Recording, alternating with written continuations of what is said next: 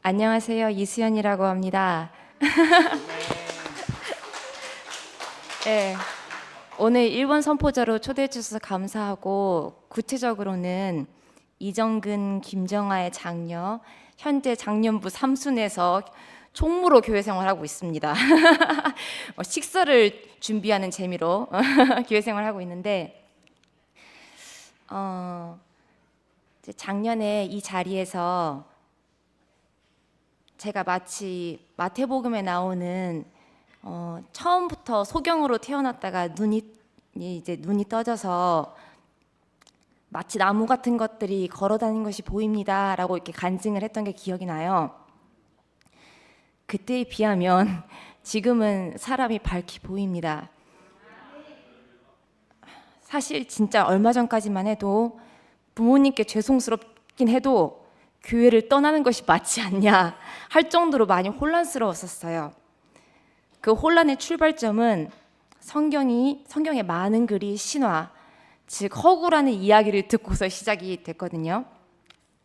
그것을 감춰야 마땅할 교회 안에서 대대적으로 듣게 됐는데 저는 사실 구원파 교회에서 왔고 저희 가족이 구원파 교회 집회를 통해서 얻은 지식을 오랜 기간 신뢰해 왔어요.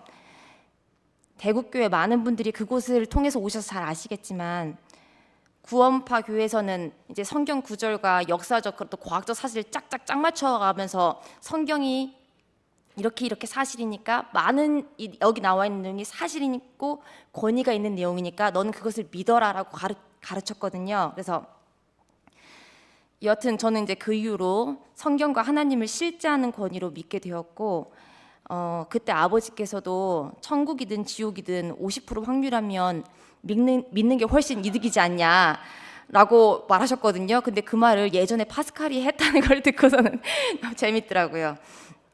똑똑하고 계산적이죠.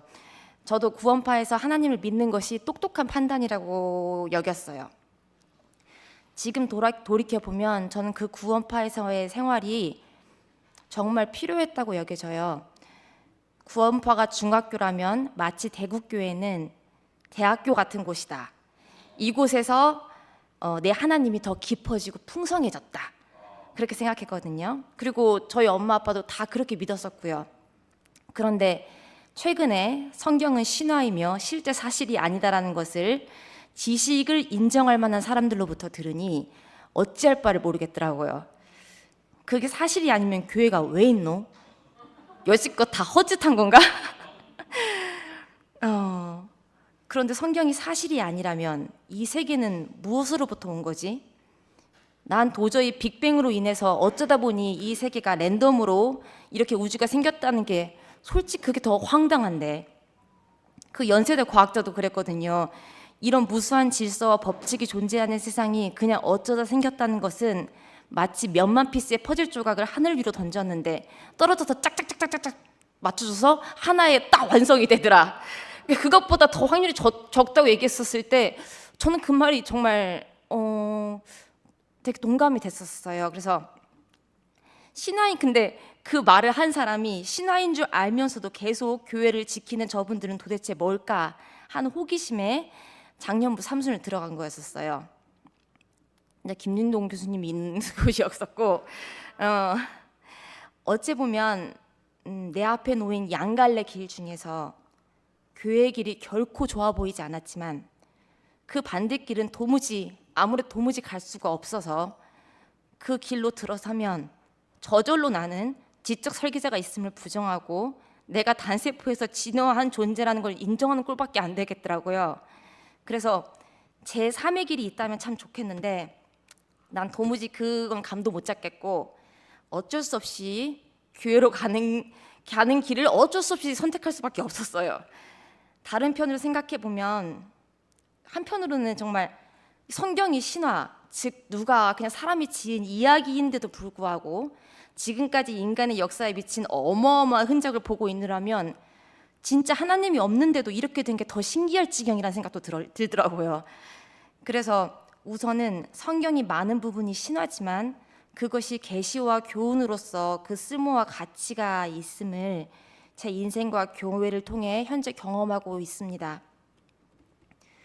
지난 일요일 일본 선포자 변경륜님께서 자신은 오랜 세월 이연래 목사님을 하나님으로 알고 따라 살았지만 지금 와서 보니 내가 정신없이 쫓았던 그것이 모두 내가 흠모할 만한 우상이었다라고 고백하셨거든요.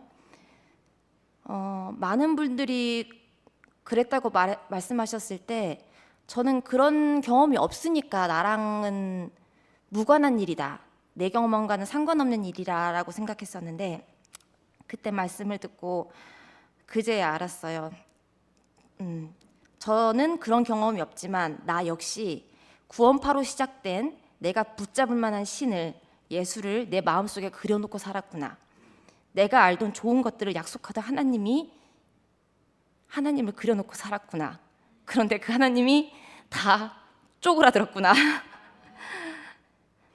목사님이 말씀하시는 그 예수, 십자가에 달리면 내려오지 못하고 죽는 운명, 그 안에 있는 모든 존재의 실체라는 게 복된 소식이고 마지막 선물이라는 게 나는 오랜 세월 이해가 되지 않았어요.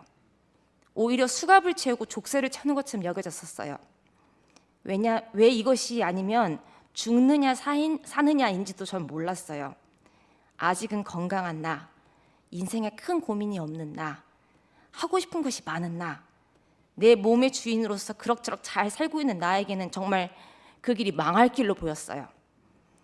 하지만 이제 왜 그 사람이어야만 하는지 교회를 통해 알게 됐어요.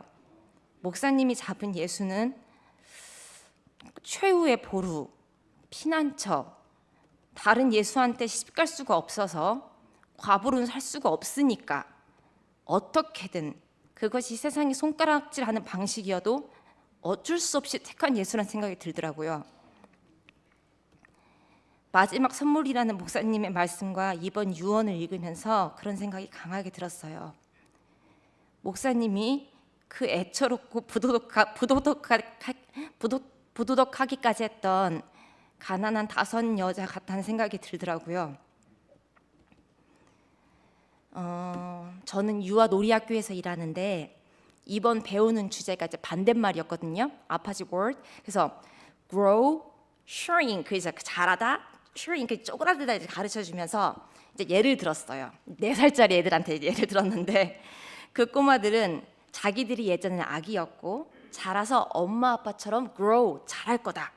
이제 그런 건 잘 알던데 잘 알길래 그럼 선생님도 네 눈앞에 있는 선생님도 예전엔 아기였을까? 너희 좀 아기였을까? 자랐을까? 물어봤더니 아니라고 하더라고요. 그래서 그리고 누구나 아기였고 어른이 자라서 어른이 되고 노인이 되고 죽음이 찾아온다고까지는 이야기는 안 했지만 이제 너희가 할머니가 되고 할아버지까지 이야기 나눴을 때 아이들 낯빛이 굉장히 굳어졌어요. 그래서 어떤 아이가 얼른 영어 수업이나 해요 막 이러더라고요. 나는 그래서 말을 돌리길래 오늘 생각해 보니까 저도 그 아이들과 같았어요. 지금 상태에 건강한 나, 사회적으로 그래도 괜찮은 나까지만 나라고 한정 짓고 있었다는 걸. 이제 교회 덕분에 저는 더 이상 바보가 아닙니다. 더 먼 시각으로 그 다섯 여자와 같은 절박한 순간이 나에게도 올 것임을, 그리고 누구에게나 어느 순간에 반드시 온다는 것을 부정하지 않고 인정하게 되었습니다. 인생은 단기적인 시각이 아닌 전체를 두고 보는 시각을 교회가 주었어요. 내가 온 길, 가게 될 길을 인생의 여러 시점에 있는 형제자매님을 통해 계속 보고 있습니다. 나 역시 그 연약한 운명에 있음을 인정하고 내 존재의 주인을 인정합니다. 지금껏 경험을 통해 쌓아온 그 자의식이 나라고 여겼는데 이미 유명하게도 그런 자의식은 이미 과학자들도 다 허상이라고 얘기를 하더라고요. 그 전에 나라고 알던 치매만 걸려도 교통사고가 나서 뇌에 문제만 생겨도 나라고 믿는 내가 그대로 없어짐을, 사실 그것이 진짜 아님을, 내가 아님을 인정할 수밖에 없었어요. 사람들은 그런 일이 생기면 자신을 잃어버렸다, 나를 잃어버렸다고 말하지만 그것은 나를 잃어버린 것이 아닙니다. 나는 복음을 알고 우상과 나로 알던 나를 잃었지만 창조주가 시작한 오리지널을 만났습니다. 그리고 나뿐 아니라 모든 사람을 오리지널로 인식하게 되는 시작점이 되었습니다. 저는 이 길이 감옥인 줄 알았지만 안전한 울타리가 있는 집이고 바다에 빠지지 않는 방주임을 알게 되었습니다. 십자가에서 내려오지 못하고 죽은 그 사람 예수, 그 지으신 그 오리지널 안에 제가 있고 여러분이 있고 그것이 바로 교회임을 알게 되어서 감사합니다.